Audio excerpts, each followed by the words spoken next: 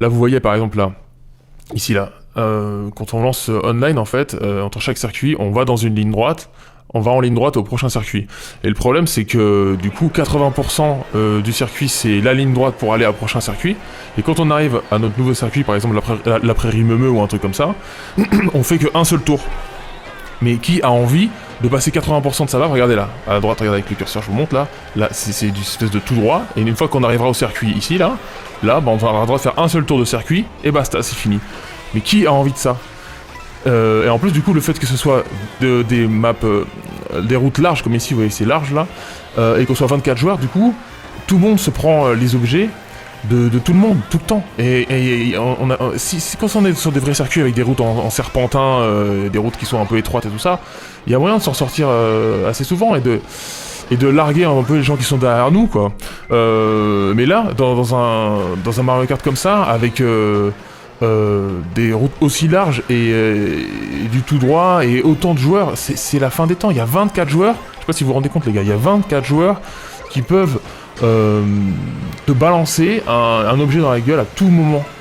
Ça n'a aucun sens. Et dans ce jeu, j'ai jamais autant vécu. La dernière fois, j'étais premier, je me prends une carapace bleue, je tombe 16ème, j'arrive à remonter, premier, je me reprends une deuxième carapace bleue dans la même game, et juste devant la ligne d'arrivée, je passe de premier, et à cause de la carapace bleue, je repasse 9ème, et je perds.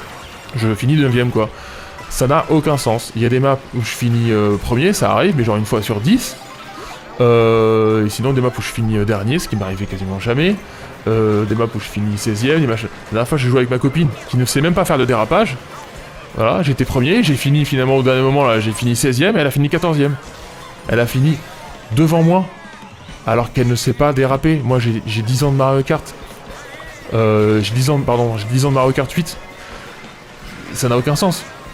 Donc au-delà du fait que le jeu il soit pas hyper beau, ça moi personnellement je m'en fous un peu quoi. Mais le problème c'est que j'ai l'impression en fait qu'avec ce Mario Kart, ils se sont dit bon bah dans Mario Kart 8 on a mis environ 90 maps, on est au max, on est au top, qu'est-ce qu'on peut faire pour justifier de faire un nouveau Mario Kart? Faut bien qu'on se fasse du fric, faut bien qu'on fasse un nouveau Mario Kart parce que c'est ce que les gens attendent et moi j'étais le premier à attendre ça. Ils se disent du coup, ils se sont dit bon, alors, qu'est-ce qu'on va faire? Bah, on a qu'à faire un monde ouvert. Ah, ok. Bon, bah, on a qu'à faire aussi un truc intéressant, ça serait qu'on soit 24 joueurs. Ah, ok. On a qu'à faire aussi que le monde ouvert, bah, toutes les maps, elles soient reliées et du coup, entre chaque map, on les rejoigne. Enfin, on dirait que c'est des mecs bourrés à une soirée, quoi, et qui ont inventé Mario Kart World en une soirée bourrée, et le lendemain, normalement, tu te dis, qu'est-ce qu'on a raconté hier? C'est de la merde, en fait, notre histoire de trucs connectés, tout ça, mais des maps connectées, qu'est-ce qu'on a raconté là? Bah le truc c'est que c'est pas des mecs bourrés et qu'ils l'ont vraiment sorti et qu'en plus ils l'ont mis à 90€ en boîte, donc mais même à 50€ le jeu il est pété. C'est ça le problème, c'est que moi j'ai acheté Mario Kart World avec le pack et tout ça, mais moi je m'en fous, mais même si le jeu avait coûté 50€ ou avait coûté 200€, le problème il est là, c'est-à-dire que là en ce moment je rejoue à Mario Kart 8.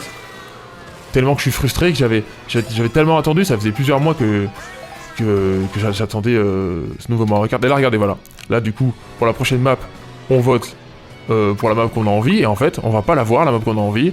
On va devoir faire 80% du temps, ça sera le chemin pour aller à la map. On arrive à la map et on fait un tour. Moi, je trouve ça ouf. Et ce qui m'énerve, c'est que je pense, parce que j'ai regardé, c'est bizarre, il n'y a pas de test encore pour l'instant, mais quasiment pas de test. Mais sur Metacritic, il y a quand même une dizaine de tests, il a 90%. Je pense que quand il y aura 60 tests ou tout ça, il va descendre, je pense, dans les 80 et quelques, 86, 85, ce qui est pas ouf pour un jeu de cet acabit. Mais le problème des journalistes, c'est qu'ils vont, comme Julien Chaise ou des trucs comme ça, j'en sais rien, ils vont voir le côté offline, le côté le mode A1 quoi. Le mode solo quoi, ils vont pas tryhard le mode online, pour eux c'est un mode comme ça, ils s'en foutent, donc évidemment, moi j'ai fait toutes les coupes et tout ça, en mode solo, bah j'étais en gros tout en premier, et du coup même les 24 joueurs, c'est pas très grave parce que ils sont pas très agressifs, on se rend même pas compte que c'est le bordel, mais le problème c'est que quand on joue online et que c'est 24 mecs qui sont énervés, qui veulent vraiment être premiers et qui jouent leur vie, c'est la fin des temps. Tout le monde est en paquet, donc on passe de premier à 24ème, littéralement en 2 secondes 30. Littéralement, des fois je suis premier, je me prends une carapace rouge ou un truc, je me fais exploser derrière. 2 secondes 5, voire 2 secondes, littéralement, je deviens dernier. Et après j'ai un boost qui va me mettre plein de champignons dorés là, et du coup je vais redevenir 5ème ou premier, et je vais ça fait plaisir à qui ça? Enfin, il est où le bonheur de jeu? Là, regardez. Il est où le bonheur de jeu là? Regardez à droite là, la carte. C'est une ligne droite. Avec des faux virages tout mous là, c'est mou. En plus même, j'ai même pas parlé de ça, mais les cartes sont mous. Il y a une inertie bizarre quand on fait des gauches-droites, des virages. Le problème c'est que les Julien Chess et tout ça, ils vont tester le jeu pendant 10 heures. Et ils vont faire leur verdict en disant oui le jeu est pas mal, oh c'est sympa, c'est Mario Kart et voilà ça se vend comme des petits pains, ils vont dire de la merde comme d'habitude. Et le mec il aura même pas joué une seconde, ou peut-être il aura fait une partie online, voilà, en mode survie, hein.